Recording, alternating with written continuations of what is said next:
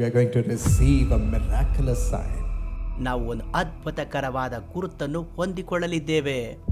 So don't hold back, my friend. ಅದಕ್ಕಾಗಿ ಸ್ನೇಹಿತರೆ, ಹಿಂದೆ ನೋಡಬೇಡಿರಿ.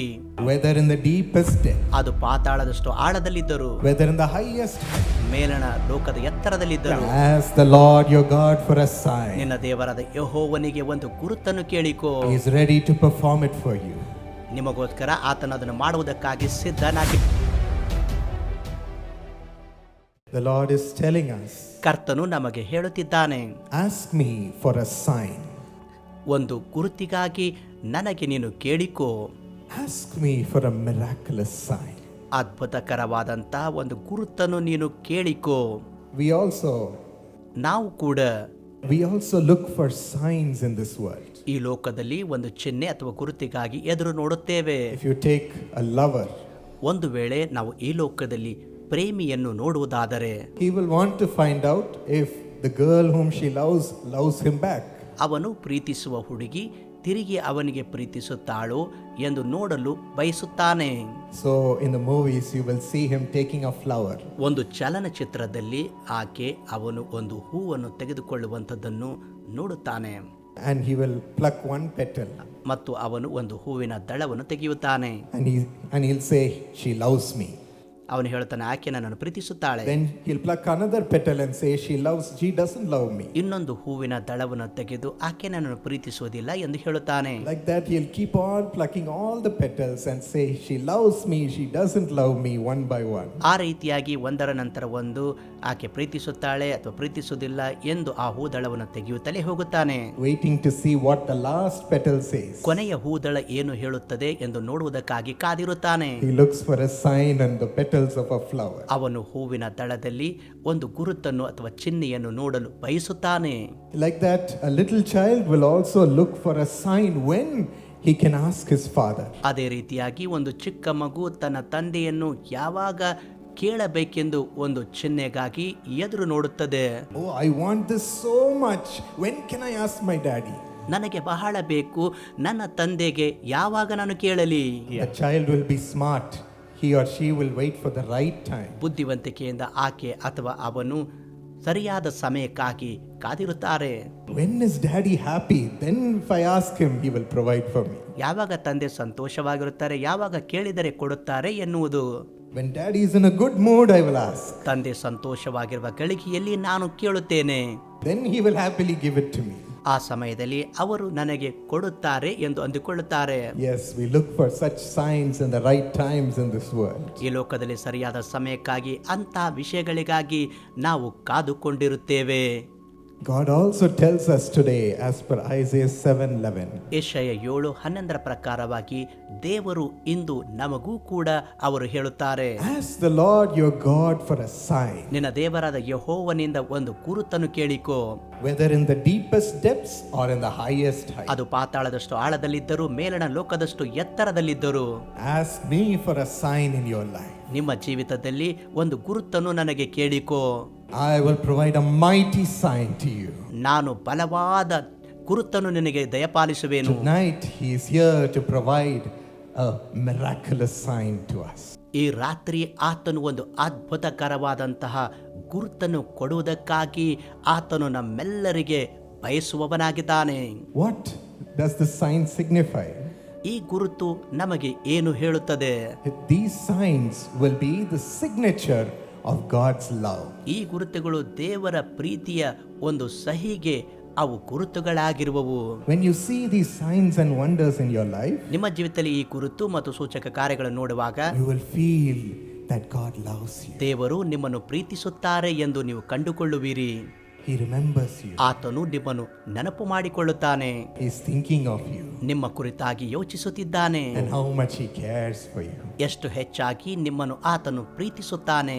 These signs carry the signature of God. ಈ ಗುರುತು ದೇವರ ಸಹಿಯನ್ನು ತೋರಿಸುತ್ತದೆ. The signature of his love.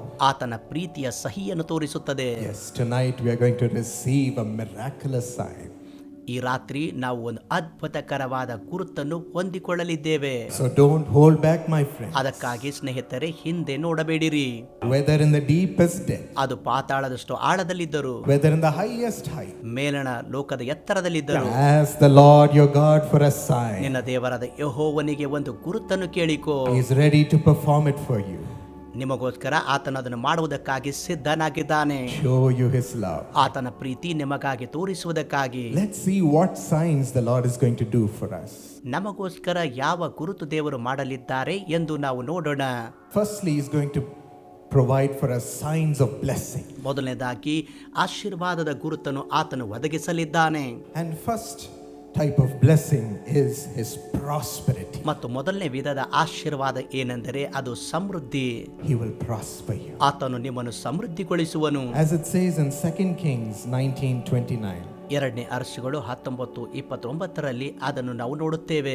It says, then this shall be a sign for you. ಮತ್ತು ಇದೇ ನಿಮಗೆ ಗುರುತಾಗಿರುವುದು. You will eat this year what grows of itself. ಈ ವರ್ಷದಲ್ಲಿ ತನ್ನಷ್ಟಕ್ಕೆ ತಾನೇ ಬೆಳೆದದ್ದನ್ನು ನೀವು ಊಟ ಮಾಡುವಿರಿ. In the second year what springs from the same. ಎರಡನೇ ವರ್ಷದಲ್ಲಿ ಅದರಿಂದ ಮೊಳತೆದ್ದನ್ನು ನೀವು ತಿನ್ನುವಿರಿ. In the third year sow and reap, plant vineyards and eat their fruit. ಮೂರನೇ ವರ್ಷದಲ್ಲಿ ನೀವು ಬೀಜವನ್ನು ಬಿತ್ತಿ ಕೊಯ್ಯುವಿರಿ, ದ್ರಾಕ್ಷ ತೋಟಗಳಲ್ಲಿ ವ್ಯವಸಾಯ ಮಾಡಿ ಅವುಗಳ ಫಲಗಳನ್ನು ನೀವು ತಿನ್ನುವಿರಿ ಎಂದು ಹೇಳಲ್ಪಟ್ಟಿದೆ. So sow cheerfully, my friend. ಅದಕ್ಕಾಗಿ ಸ್ನೇಹಿತರೆ, ಉತ್ಸಾಹವುಳ್ಳವರಾಗಿ ಬಿತ್ತಿರಿ. All even you have sown in your life, working so hard for many things. ಅನೇಕ ವಿಷಯಗಳಲ್ಲಿ ನಿಮ್ಮ ಜೀವಿತದಲ್ಲಿ ಬಹಳ ಕಠಿಣವಾಗಿ ಕಾರ್ಯ ಮಾಡುತ್ತಿರಬಹುದು. The Lord says, I will bless your sowing. ನಿಮ್ಮ ಬಿತ್ತುವಿಕೆಯನ್ನು ನಾನು ಆಶೀರ್ವಾದ ಮಾಡುವೆನು ಎಂದು ಕರ್ತನು ಹೇಳುತ್ತಾನೆ. And make sure that you reap. ಮತ್ತು ನೀವು ಕೊಯ್ಯುವುದನ್ನು ನಾನು ಖಾತರಿ ಪಡಿಸಿಕೊಳ್ಳುತ್ತೇನೆ. You will reap exceedingly. ನೀವು ಅತ್ಯಧಿಕವಾಗಿ ಕೊಯ್ಯುವಿರಿ ಎಂದು ನುಡಿಯುತ್ತಾನೆ. It will satisfy you. ಅದು ನಿಮ್ಮನ್ನು ತೃಪ್ತಿಪಡಿಸುತ್ತದೆ. You will not sow in vain. ನೀವು ವ್ಯರ್ಥತೆಯಲ್ಲಿ ಬಿತ್ತುವವರಲ್ಲ. All those who have sown tearfully, ಯಾರು ಕಣ್ಣೀರಿನಲ್ಲಿ ಅವರು ಬಿತ್ತುತ್ತಾರೋ, sown trusting in the Lord, ಕರ್ತನಲ್ಲಿ ನಂಬಿಕೆ ಇಟ್ಟು ನೀವು ಬಿತ್ತಿರುವಾಗ you will reap with joy exceedingly. ನೀವು ಬಹಳ ಆನಂದದಿಂದ ಅತ್ಯಧಿಕವಾಗಿ ಕೊಯ್ಯುವಿರಿ.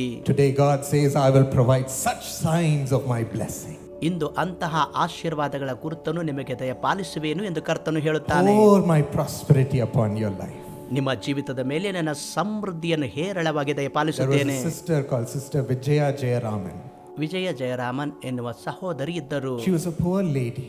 ಆಕೆ ಬಹಳ ಬಡವ ಸ್ತ್ರೀಯಾಗಿದ್ದಳು. She used to work very hard at 2 jobs. 2 ಉದ್ಯೋಗಗಳಲ್ಲಿ ಬಹಳ ಕಠಿಣವಾಗಿ ಕೆಲಸ ಮಾಡುತ್ತಿದ್ದಳು. She worked in hospitality in a hospital.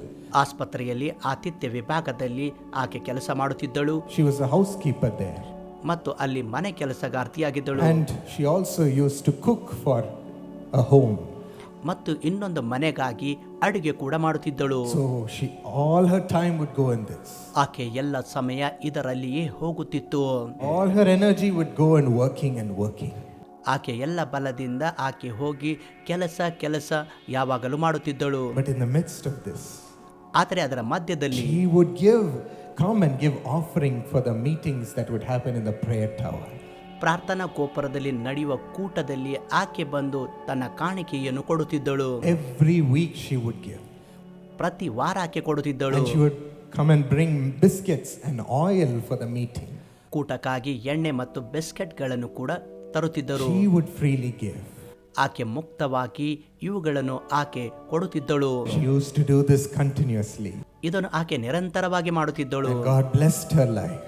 ಮತ್ತು ಆಕೆ ಜೀವಿತ ದೇವರು ಆಶೀರ್ವದಿಸಿದರು. God's blessings came upon her daughter. ದೇವರ ಆಶೀರ್ವಾದ ಆಕೆಯ ಮಗಳ ಮೇಲೆ ಒದಗಿ ಬಂತು. God enabled her daughter to study till an MBA degree. ದೇವರು ಆಕೆಯ ಮಗಳನ್ನು MBA ಪದವಿಯವರೆಗೆ ಓದುವುದಕ್ಕಾಗಿ ದೇವರು ಸಹಾಯ ಮಾಡಿದರು.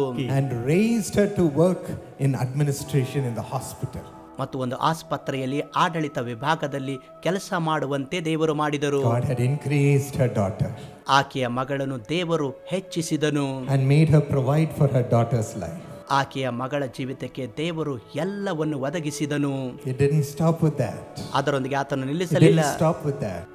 ಅದರೊಂದಿಗೆ ಆತನು ನಿಲ್ಲಿಸಲಿಲ್ಲ. Suddenly a boy's family came. ತಕ್ಷಣವಾಗಿ ಒಂದು ಹುಡುಗನ ಕುಟುಂಬದವರು ಬಂದರು. And the boy said, I would like to marry your daughter. ನಿಮ್ಮ ಮಗಳನ್ನು ನಾನು ಮದುವೆಯಾಗುತ್ತೇನೆ ಎಂದು ಆ ಹುಡುಗನು ಹೇಳಿದನು. Give your daughter as a wife to me. ನಿಮ್ಮ ಮಗಳನ್ನು ನನಗೆ ಪತ್ನಿಯಾಗಿ ಕೊಡಿರಿ. And I will take care of all the expenses for the marriage. ಮತ್ತು ಮದುವೆಯ ಖರ್ಚು ನಾನೇ I ನೋಡಿಕೊಳ್ಳುತ್ತೇನೆ. will take care of everything. You don't need to pay anything. ಎಲ್ಲವನ್ನು ನಾನೇ ನೋಡಿಕೊಳ್ಳುತ್ತೇನೆ, ನೀವು ಯಾವ ಚಿಂತೆ ಮಾಡಬೇಡಿರಿ. And he bought a beautiful dress for her. ಮತ್ತು ಅವಳ ಮಗಳಿಗೆ ಸುಂದರ ಬಟ್ಟೆಯನ್ನು ತಂದುಕೊಟ್ಟನು. And arranged a grand wedding. ಮತ್ತು ವೈಭವದ ಮದುವೆ ವ್ಯವಸ್ಥೆ ಮಾಡಿದರು. All her friends and family who came to the wedding asked, really, is this your wedding? ಆ ಮದುವೆಗೆ ಬಂದಂತ ಕುಟುಂಬದವರು ಮತ್ತು ಸ್ನೇಹಿತರು ಹೇಳುತ್ತಾರೆ, ಈ ಮದುವೆ ಇದು ನಿಮ್ಮದು. Vijaya, how are you able to do this? ವಿಜಯ, ನೀವು ಇದನ್ನು ಮಾಡುವುದಕ್ಕೆ ಹೇಗೆ ಸಾಧ್ಯವಾಯಿತು? God had blessed her daughter and honored her. ದೇವರು ಆಕೆಯ ಮಗಳನ್ನು ಆಶೀರ್ವದಿಸಿ ಸನ್ಮಾನಿಸಿದರು. And her daughter ಮತ್ತು ಆಕೆಯ ಮಗಳು brought 20,000 rupees from the wedding gifts back to the Jesus Calls ministry as an offering and thanks to God. ಮದುವೆಗೆ ಬಂದಂತಹ ಬಹುಮಾನಗಳಿಂದ 20,000 ರೂಪಾಯಿ ಒಂದು ಕೃತಜ್ಞತೆಯಾಗಿ ಯೇಸು ಕರೆಯುತ್ತಾನೆ ಸೇವೆಗೆ ಹಿಂತಿರುಗಿ ಕೊಟ್ಟಳು. With a thankful heart. ಒಂದು ಕೃತಜ್ಞತಾ ಹೃದಯದೊಂದಿಗೆ God again blessed her with a beautiful child. ಮತ್ತೆ ದೇವರು ಒಂದು ಸುಂದರ ಮಗುವಿನ ಮೂಲಕ ದೇವರು ಆಶೀರ್ವದಿಸಿದರು. And God provides everything for her family today. ಇಂದು ನಿಮ್ಮ ಕುಟುಂಬಕ್ಕಾಗಿ ದೇವರು ಎಲ್ಲವನ್ನು ಒದಗಿಸುತ್ತಾನೆ. They even used to stay in a hut. ಅವರು ಒಂದು ಗುಡಿಸಿಲಲ್ಲಿ ವಾಸ ಮಾಡುತ್ತಿದ್ದರು. But today the mother is staying in a different apartment and the daughter has a house of her own. ಇಂದು ತಾಯಿ ಬಹುಮಹಡಿಯಲ್ಲಿ ಮತ್ತು ಮಗಳು ಸ್ವಂತವಾದ ಮನೆಯನ್ನು ಇಂದು ಹೊಂದಿದ್ದಾರೆ. God's exceeding blessing and reward had come for all the sowing. ಅವರು ಬಿತ್ತಿರುವುದಕ್ಕೆ ದೇವರ ಅತ್ಯಧಿಕ ಆಶೀರ್ವಾದ ಪ್ರತಿಫಲ ಕೊಟ್ಟಿದ್ದಾರೆ. Yes, my friends. ಹೌದು ನನ್ನ ಪ್ರಿಯ ಸ್ನೇಹಿತರೆ, All your tearful sowing will not be in vain. ನಿಮ್ಮ ಎಲ್ಲ ಕಣ್ಣೀರಿನಲ್ಲಿ ನೀವು ಬಿತ್ತುವಾಗ ಅದು ವ್ಯರ್ಥವಾಗುವುದಿಲ್ಲ. He will reward you exceedingly. ಆತನು ಅತ್ಯಧಿಕವಾಗಿ ನಿಮಗೆ ಬಹುಮಾನ ಕೊಡುವನು. He says, ask me for a sign. ಒಂದು ಗುರುತಿಗಾಗಿ ನೀನು ಕೇಳಿಕೋ ಎಂದು ಕರ್ತನು ಕೇಳುತ್ತಾನೆ. I will make your ways prosperous. ನಿನ್ನ ಮಾರ್ಗವನ್ನು ಪರಿಪೂರ್ಣವಾಗಿ ನಾನು ಮಾಡುತ್ತೇನೆ. He's a generous God. ಆತನು ಉದಾರವಾಗಿ ಬಹಳವಾಗಿ ಕೊಡುವಂತಹ ದೇವರಾಗಿದ್ದಾನೆ. He loves to bless his people. ತನ್ನ ಜನರಿಗೆ ಆಶೀರ್ವಾದ ಮಾಡುವುದಕ್ಕೆ ಆತನು ಇಷ್ಟಪಡುತ್ತಾನೆ. So ask boldly tonight, my friend. ಈ ರಾತ್ರಿ ಬಹಳ ಧೈರ್ಯದಿಂದ ನನ್ನ ಸ್ನೇಹಿತರೆ ಆತನಿಗೆ ಕೇಳಿಕೊಳ್ಳಿರಿ. And the second type of blessing ಆದರೆ ಎರಡನೇ ತರದ is ಆಶೀರ್ವಾದ the miracles of God. ಅದು ದೇವರ ಅದ್ಭುತಗಳಾಗಿವೆ. Isaiah 7:14 says, ಯೆಶಾಯ 7:14 ವಾಕ್ಯದಲ್ಲಿ ಹೇಳಲ್ಪಟ್ಟಿದೆ, the Lord himself will give you a sign. ಕರ್ತನು ತಾನೇ ನಿಮಗೆ ಒಂದು ಗುರುತನ್ನು ಕೊಡುವನು. The virgin will conceive and give birth to a son. ಕನ್ನಿಕೆಯು ಗರ್ಭಿಣಿಯಾಗಿ ಒಂದು ಮಗುವನ್ನು What a miracle it is for a virgin to conceive and give birth. ಒಬ್ಬ ಕನ್ನಿಕೆ ಗರ್ಭಿಣಿಯಾಗಿ ಮಗನನ್ನು ಹೇರುವುದು ಎಂತಹ ಅದ್ಭುತಕರವಾಗಿದೆ ಅಲ್ಲವೇ? If God can do it for her, see the power of God that can work miracles in our life. ಆಕೆಗಾಗಿ ದೇವರು ಮಾಡುವುದಾದರೆ ಅಂತಹ ದೇವರ ಬಲ ನಮ್ಮ ಜೀವಿತದಲ್ಲಿ ಅದ್ಭುತ He ಮಾಡುತ್ತದೆ. can do it for you too. ನಿಮಗಾಗಿ ಕೂಡ ಅಂತಹ ಅದ್ಭುತಗಳನ್ನು ಆತನು ಮಾಡಬಲ್ಲನು. He says, ask me for a miraculous sign in your life. ನಿಮ್ಮ ಜೀವಿತದಲ್ಲಿ ಅದ್ಭುತಕರವಾದ ಗುರುತಿಗಾಗಿ ನೀವು ಕೇಳಿಕೊಳ್ಳಿರಿ ಎಂದು ಆತನು ನಮಗೆ ಹೇಳುತ್ತಾನೆ. Ask me for a healing. ಸ್ವಸ್ಥತೆಗಾಗಿ ನನಗೆ ಕೇಳಿರಿ. Ask me for victory in your studies. ನಿಮ್ಮ ವ್ಯಾಸಂಗದಲ್ಲಿ ಜಯಕ್ಕಾಗಿ ನನಗೆ ಕೇಳಿರಿ. Ask me for salvation to all your family members. ನಿಮ್ಮ ಎಲ್ಲ ಕುಟುಂಬ ಸದಸ್ಯರ ರಕ್ಷಣೆಗಾಗಿ ನನಗೆ ಕೇಳಿಕೊಳ್ಳಿರಿ. Ask me for your career to flourish. ನಿಮ್ಮ ವೃತ್ತಿ ಅದು ಬಹಳವಾಗಿ ತುಂಬಿ ಹರಿಯುವುದಕ್ಕಾಗಿ ನನಗೆ ಕೇಳಿಕೊಳ್ಳಿರಿ. Ask me for a victory in your court case. ನಿಮ್ಮ ನ್ಯಾಯಾಲಯದ ಪ್ರಕರಣದ ವಿಷಯದಲ್ಲಿ ನಿಮಗೆ ಜಯ ಬೇಕೆಂದು ನನ್ನ ಬಳಿಯಲ್ಲಿ ಕೇಳಿಕೊಳ್ಳಿರಿ ಎಂದು Ask ಕೇಳುತ್ತಾನೆ. me for a deliverance. ಬಿಡುಗಡೆಗಾಗಿ ಕೇಳಿಕೊಳ್ಳಿರಿ, I will provide it for you. ನಾನೇ ಒದಗಿಸುತ್ತೇನೆ. Today, ask him, my friends. ಅದಕ್ಕಾಗಿ ನನ್ನ ಸ್ನೇಹಿತರೆ ಆತನನ್ನೇ We ಕೇಳಿಕೊಳ್ಳಿರಿ. are going to see mighty miracles in our life. ನಮ್ಮ ಜೀವಿತದಲ್ಲಿ ದೇವರ ಬಲವಾದ ಕಾರ್ಯಗಳನ್ನು He ನೋಡಲಿದ್ದೇವೆ. has come only to do it for us. ನಮಗಾಗಿಯೇ ಆತನು ಮಾಡಲು ಬಂದಿದ್ದಾನೆ. And the final blessing ಮತ್ತು ಕೊನೆಯ ಆಶೀರ್ವಾದ is the Holy Spirit. In ಪವಿತ್ರಾತ್ಮನಾಗಿದ್ದಾನೆ. Acts 1:4 and 5, ಅಪೋಸ್ತಲರ ಕೃತ್ಯಗಳು 1:4 ಮತ್ತು 5ನೇ ವಾಕ್ಯದಲ್ಲಿ Jesus says, wait for the gift the Father has promised. ಯೇಸು ಹೇಳುತ್ತಾರೆ, ತಂದೆ ಮಾಡಿದಂತ ವಾಗ್ದಾನದ ವರಕ್ಕಾಗಿ ಕಾದುಕೊಂಡಿರಿ. In a few days you will be baptized with the Holy Spirit. ನಿಮಗೆ ಕೆಲವೇ ದಿನಗಳಲ್ಲಿ ಪವಿತ್ರಾತ್ಮನ ದೀಕ್ಷಾಸ್ನಾನವಾಗುವುದು. Yes, the Spirit of the Lord came mightily upon David. ದಾವಿದನ ಮೇಲೆ ದೇವರಾತ್ಮನು ಬಹಳ ಬಲವಾಗಿ ಬಂದನು. Came mightily upon Gideon, upon Samson. ಗಿದಿಯೋನನ ಮೇಲೆ, ಸಂಸೋನನ ಮೇಲೆ ಬಹಳ ಬಲವಾಗಿ ಇಳಿದು ಬಂದನು. Mightily upon the disciples. ಮತ್ತು ಶಿಷ್ಯರ ಮೇಲೆ ಆತನು ಬಲವಾಗಿ ಇಳಿದು ಬಂದನು. It will come mightily upon you and your family tonight. ನಿಮ್ಮ ಮೇಲೆ ಮತ್ತು ನಿಮ್ಮ ಕುಟುಂಬದ ಮೇಲೆ ಆತನು ಬಲವಾಗಿ ಇಳಿದು ಬಂದು ಕಾರ್ಯ ಮಾಡುವ ದೇವರಾಗಿದ್ದಾನೆ. The Lord says, ask me for my Holy Spirit. ನನ್ನ ಪವಿತ್ರಾತ್ಮನಿಗಾಗಿ ಕೇಳಿಕೊಳ್ಳಿರಿ ಎಂದು ಕರ್ತನು ಹೇಳುತ್ತಾನೆ. It will be my great gift to you. ಅದು ನಿಮಗಾಗಿ ನಾನು ಕೊಡುವ ಶ್ರೇಷ್ಠ ವರವಾಗಿದೆ ಎಂದು ಹೇಳುತ್ತಾನೆ. To be connected with me.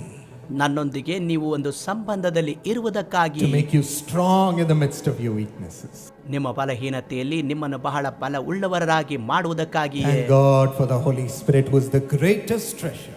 ಬಹಳ ದೊಡ್ಡ ನಿಧಿಯಾಗಿರುವ ಪವಿತ್ರಾತ್ಮನಿಗೋಸ್ಕರ ಕರ್ತನಿಗೆ ನಾವು ವಂದಿಸೋಣವೇ. He has been a friend to me all my life and led me through every battle. ನನ್ನ ಜೀವಿತ ಕಾಲವೆಲ್ಲ ಆತನೇ ನನಗೆ ಸ್ನೇಹಿತನಾಗಿದ್ದು ನನ್ನನ್ನು ಎಲ್ಲಾ ಕ್ಷೇತ್ರಗಳಲ್ಲಿ ನಡೆಸಿದ್ದಾನೆ. And he has given me increase step by step by step. ಆತನು ಹೆಜ್ಜೆ ಹೆಜ್ಜೆಯಾಗಿ ನನ್ನ ಜೀವಿತವನ್ನು ಹೆಚ್ಚಿಸಿದ್ದಾನೆ. The Lord will do mighty things through his Holy Spirit in your life. ನಿಮ್ಮ ಜೀವಿತದಲ್ಲಿ ಕರ್ತನು ತನ್ನ ಪವಿತ್ರಾತ್ಮನ ಮೂಲಕವಾಗಿ ಬಲವಾದ ಕಾರ್ಯಗಳನ್ನು ಮಾಡುವನು. I had a college mate who was always an angry person. ಕಾಲೇಜಿನ ದಿನಗಳಲ್ಲಿ ನನಗೆ ಒಬ್ಬ ಸಹಪಾಠಿ ಇದ್ದರು. ಅವನು ಬಹಳ ಕೋಪದ ವ್ಯಕ್ತಿಯಾಗಿದ್ದನು. He used to be the boss of his department. ಅವನ ವಿಭಾಗಕ್ಕೆ ಅವನೇ ಅಧಿಕಾರಿಯಾಗಿರುತ್ತಿದ್ದನು. People would be scared to look at him. ಅವನನ್ನು ನೋಡುವುದಕ್ಕೆ ಜನರು ಭಯಪಡುತ್ತಿದ್ದರು. He was like a king in that place. ಆ ಸ್ಥಳದಲ್ಲಿ ಆತನು ರಾಜನಂತೆ ಇರುತ್ತಿದ್ದನು. All the department boys would follow him wherever he went. ಅವನು ಎಲ್ಲೇ ಇದ್ದರೂ ಎಲ್ಲಾ ವಿಭಾಗದ ಹುಡುಗರು ಅವನನ್ನು ಹಿಂಬಾಲಿಸುತ್ತಾ ಹೋಗುತ್ತಿದ್ದರು. Yes, he was the don in the gang. ಹೌದು, ಆ ಗುಂಪಿನಲ್ಲಿ ಅವನೇ ನಾಯಕನಾಗಿದ್ದನು. And everybody feared him. ಎಲ್ಲರೂ ಅವನಿಗೆ ಭಯಪಡುತ್ತಿದ್ದರು. Feared to even walk past him. ಅವನನ್ನು ನೋಡಿ ಮುಂದಕ್ಕೆ ಹೋಗುವುದರಲ್ಲಿ ಕೂಡ ಬಹಳ ಭಯಪಡುತ್ತಿದ್ದರು. And they would fight people and they would beat them down. ಅವರು ಜನರೊಂದಿಗೆ ಹೋರಾಡಿ ಮತ್ತು ಅವರಿಗೆ ಬಡಿಯುತ್ತಿದ್ದರು. No department could come against them. ಯಾವ ವಿಭಾಗದವರು ಅವರ ವಿರುದ್ಧವಾಗಿ ಬರುತ್ತಿರಲಿಲ್ಲ. He was such a terror. ಅವರು ಅಷ್ಟು ಭಯಂಕರವಾಗಿದ್ದರು. But after a few weeks, ಆದರೆ ಕೆಲವು ವಾರಗಳ ನಂತರದಲ್ಲಿ when I went being called to speak in my college fellowship, ನನ್ನ ಕಾಲೇಜ್ ಅನ್ಯೋನ್ಯತೆಯಲ್ಲಿ ಮಾತಾಡುವುದಕ್ಕಾಗಿ ನಾನು ಕರೆಯಲ್ಪಟ್ಟಾಗ I prepared well and I went, Lord, speak to the students. ನನ್ನ ಬಹಳ ಒಳ್ಳೆಯ ರೀತಿಯಲ್ಲಿ ಸಿದ್ಧತೆ ಮಾಡಿಕೊಂಡು ನಿನ್ನ ಮಕ್ಕಳಿಗೆ ಮಾತನಾಡು ಕರ್ತನೆ ಎಂದು ವಿದ್ಯಾರ್ಥಿಗಳಿಗಾಗಿ ಮಾತಾಡುವುದಕ್ಕಾಗಿ ಹೊರಟು ಹೋದೆನು. Carrying my Bible, I went so prayerfully. ನನ್ನ ಸತ್ಯವೇದವನ್ನು ಹಿಡಿದುಕೊಂಡು ಬಹಳ ಪ್ರಾರ್ಥನಾ ಪೂರ್ವಕವಾಗಿ At ಹೋದೆನು. the entrance of that building, ಆದರೆ ಆ ಕಟ್ಟಡದ ಮುಂಭಾಗದಲ್ಲಿ I saw this boy standing there. ಈ ಹುಡುಗನು ಅಲ್ಲಿ ನಿಂತಿರುವುದನ್ನು ನೋಡಿದೆನು. Yo, what is he doing here? ಓ, ಇಲ್ಲಿ ಅವನು ಏನು ಮಾಡುತ್ತಿದ್ದಾನೆ? Is he standing there for me? ನನಗೋಸ್ಕರ ಅಲ್ಲಿ ಅವನು ನಿಂತಿದ್ದಾನು. Is Sam going to get beatings today? ಎಂದು ಸ್ಯಾಮ್ ಒಂದು ಹೊಡೆತ ತಿನ್ನುವುದಕ್ಕಿದ್ದಾನೋ? What is going to happen to me? ನನಗೋಸ್ಕರ ಏನು ನಡೆಯಲಿದೆ? He was standing there with his arms folded. ಅವನ ಕೈಗಳನ್ನು ಮಡಚಿಕೊಂಡವನಾಗಿ ಅಲ್ಲಿ ನಿಂತಿದ್ದನು. I was looking for a different entrance. ನಾನು ಇನ್ನೊಂದು ಪ್ರವೇಶಕ್ಕಾಗಿ ಅಲ್ಲಿ ಹುಡುಕಾಡುತ್ತಿದ್ದೇನು. But as I went near him, ಆದರೆ ನಾನು ಅವನ ಹತ್ತಿರ ಹೋದಾಗ he said, "Oh, praise the Lord, Sam, so nice to see you." Sam, praise the lord, ನಿನ್ನನ್ನು ನೋಡುವುದು ಬಹಳ ಸಂತೋಷವಾಗುತ್ತಿದೆ ಎಂದನು. What happened to you, man? ಮನುಷ್ಯನೇ, ನಿನಗೆ ಏನಾಗಿದೆ? Saying praise the Lord? Praise the lord ಎಂದು ಹೇಳುತ್ತಿದ್ದೀಯಾ? You would say, "Hey, get away from me. Go that way." ನನ್ನಿಂದ ದೂರ ಹೋಗು, ಆ ಕಡೆ ಹೋಗು ಎಂದು ಹೇಳುವನಾಗಿದ್ದೆ. Are you okay? ನಿನ್ನ ಜೀವಿತದಲ್ಲಿ ಎಲ್ಲವೂ ಸರಿಯಾಗಿದೆಯೋ? But he said, "Sam, ಆದರೆ ಅವನು ಹೇಳಿದನು, Sam, yes, I was such an angry fellow, an arrogant fellow. ಹೌದು, ನಾನು ಅಂತಹ ಕೋಪವುಳ್ಳಂತಹ ಗರ್ವದ ವ್ಯಕ್ತಿಯಾಗಿದ್ದೇನು. But some of the boys met me one day ಒಂದು ದಿವಸ ಕೆಲವು ಹುಡುಗರು ನನಗೆ ಭೇಟಿಯಾದರು. when I was feeling so sad, ನಾನು ಬಹಳ ದುಃಖದಲ್ಲಿದ್ದಾಗ and they told me about Jesus. ಅವರು ಯೇಸುವಿನ ಕುರಿತಾಗಿ ನನಗೆ ಹೇಳಿದರು. And I cried and gave my life to him. ನಾನು ಬಹಳ ಕರ್ತನಿಗೆ ನನ್ನ ಜೀವಿತ ಒಪ್ಪಿಸಿಕೊಟ್ಟೇನು. And I felt his great love upon me. ಮತ್ತು ಆತನ ಪ್ರೀತಿ ನನ್ನ ಮೇಲೆ ಬಹಳ ದೊಡ್ಡದಾಗಿ ನಾನು ಅನುಭವ ಮಾಡಿದ್ದೇನು. I told Jesus that I would never let him go from that day. ಆ ದಿನದಿಂದ ಯೇಸುವೆ ನಿನ್ನನ್ನು ಬಿಡುವುದಿಲ್ಲ ಎಂದು ಹೇಳಿದ್ದೇನು. And so today I am here to welcome you as the first person. ಮೊದಲನೇ ವ್ಯಕ್ತಿಯಾಗಿ ಇಂದು ನಿನಗೆ ಸ್ವಾಗತ ಮಾಡುವುದಕ್ಕಾಗಿಲ್ಲಿದ್ದೇನೆ. Come, go and preach. I'll be there for you. Nobody will mess with you. ಬಂದು ಅಲ್ಲಿ ನೀನು ಪ್ರಾರ್ಥನೆ ಮಾಡು, ಯಾರೂ ನಿನಗೆ ಗಲಿಬಿಲಿ ಮಾಡಲಾರರು, ನಾನೇ ಇರುತ್ತೇನೆ ಎಂದು ಹೇಳಿದನು. I'll be your bodyguard. I'll protect you. ನಾನೇ ನಿನಗೆ ಅಂಗರಕ್ಷಕನಾಗಿದ್ದು ಸುರಕ್ಷತೆ ಒದಗಿಸುತ್ತೇನೆ. See how God turned his life around. ಓ ಕರ್ತನು ಯಾವ ರೀತಿ ಅವನ ಜೀವಿತ ಬದಲಾಯಿಸಿದರು ಎಂಬುದನ್ನು ನೋಡಿರಿ. God touched him with the power of his Holy Spirit. ತನ್ನ ಪವಿತ್ರಾತ್ಮನ ಶಕ್ತಿಯಿಂದ ದೇವರು ಅವನನ್ನು ಮುಟ್ಟಿದರು. And he found the true joy in God. ದೇವರಲ್ಲಿ ಬಹಳ ದೊಡ್ಡ ಆನಂದವನ್ನು ಕಂಡುಕೊಂಡನು. He felt a peace that he never felt before. ಅವನು ಅನುಭವಿಸಿದ ಶಾಂತಿ ಅವನು ಹಿಂದೆ ಎಂದಿಗೂ ನೋಡಲಿಲ್ಲ. Joy and peace through the Holy Spirit. ಆನಂದ ಮತ್ತು ಸಮಾಧಾನ ಪವಿತ್ರಾತ್ಮನ ಮೂಲಕ He carries us so wonderfully in our life. ನಮ್ಮ ಜೀವಿತದಲ್ಲಿ ಬಹಳ ಅದ್ಭುತವಾಗಿ ಆತನು ನಡೆಸುತ್ತಾನೆ. Today he's here to come upon you. ನಿಮ್ಮ ಮೇಲೆ ಆತನು ಇಂದು ಬರುವುದಕ್ಕಾಗಿ ಇಲ್ಲಿದ್ದಾನೆ. He says, ask me for a sign of your blessing. ನಿಮ್ಮ ಆಶೀರ್ವಾದ ಗುರುತಿಗಾಗಿ ಕೇಳಿಕೊಳ್ಳಿರಿ ಎಂದು ಹೇಳುತ್ತಾನೆ. I will pour it upon you. ನಾನೇ ನಿಮ್ಮ ಮೇಲೆ ಅದನ್ನು ಸುರಿಸುವೆನು. It's coming upon you even at this moment. ಇದೇ ಸಮಯದಲ್ಲೂ ಕೂಡ ಕರ್ತನು ನಿಮ್ಮ ಮೇಲೆ ಬರುತ್ತಿದ್ದಾನೆ. For all those who are asking, Lord, I want the power to serve you. ನಿನ್ನ ಸೇವೆ ಮಾಡುವುದಕ್ಕಾಗಿ ನನಗೆ ಬಲ ಬೇಕು ಎಂದು ಕೇಳುವವರಿಗಾಗಿ ಕರ್ತನು ಬಲ ಕೊಡುತ್ತಿದ್ದಾನೆ. Give them the gifts of your Holy Spirit, Lord. ಕರ್ತನೆ ಅವರಿಗೆ ನಿನ್ನ ಪವಿತ್ರಾತ್ಮನ ವರಗಳನ್ನು ಅನುಗ್ರಹ ಮಾಡಿಕೊಡು. The gifts of your power, Lord. ನಿನ್ನ ವರಗಳ ಬಲದಿಂದ ಅವರನ್ನು ತುಂಬು. Let them be a blessing to the people. ಅವರು ಜನರಿಗೆ ಆಶೀರ್ವಾದವಾಗಿರಲಿ. Heal through these your children, Lord. ಈ ನಿನ್ನ ಮಕ್ಕಳ ಮೂಲಕ ಸ್ವಸ್ಥತೆ ಮಾಡು. Do miracles through them. ಅವರ ಮೂಲಕ ಅದ್ಭುತಗಳನ್ನು ಮಾಡು. Lord, deliver people through them. ಅವರ ಮೂಲಕ ಜನರಿಗೆ ಬಿಡುಗಡೆ ಮಾಡು. Comfort the people through them. ಅವರ ಮೂಲಕ Bring ಸಮಾಧಾನಗೊಳಿಸು. your word of hope through them. ಅವರ ಮೂಲಕ ನಿರೀಕ್ಷೆಯ ಮಾತುಗಳನ್ನು ವಾಕ್ಯಗಳನ್ನು ಕೊಡು. And your revelations come into their hearts to pray for people. ಜನರಿಗಾಗಿ ಪ್ರಾರ್ಥಿಸುವುದಕ್ಕಾಗಿ ಅವರಿಗೆ ಪ್ರಕಟಣೆಗಳನ್ನು ಕೊಡು. Use them mightily with your anointing. ನಿನ್ನ ಅಭಿಷೇಕದಿಂದ ಬಲವಾಗಿ ಉಪಯೋಗಿಸು. Use them mightily, Lord. ಬಲವಾಗಿ ಅವರನ್ನು ಉಪಯೋಗಿಸು ಕರ್ತನೆ. Let there be great power in serving the people from today. ಇಂದಿನಿಂದ ಜನರಿಗೆ ಅವರು ಸೇವೆ ಮಾಡುವಾಗ ದೊಡ್ಡ ಶಕ್ತಿಯನ್ನು ಅವರು ಅನುಭವ ಮಾಡಲಿ. Protect them and their families, Lord. ಅವರ ಕುಟುಂಬಗಳನ್ನು ಕಾಪಾಡು. Let your blood be upon them. ನಿನ್ನ ರಕ್ತ ಅವರ ಮೇಲಿರಲಿ. And let them enjoy your presence every day. ಪ್ರತಿದಿನ ನಿನ್ನ ಪ್ರಸನ್ನತೆ ಅವರು ಆನಂದಿಸಲಿ. Lord, we thank you for blessing us. ಕರ್ತನೆ ನೀನು ಆಶೀರ್ವಾದ ಮಾಡಿದಕ್ಕಾಗಿ ವಂದನೆಗಳು. Thank you, Lord. ವಂದನೆಗಳು ಕರ್ತನೆ. In Jesus' name. ಯೇಸುವಿನ ನಾಮದಲ್ಲಿ Amen. ಆಮೆನ್.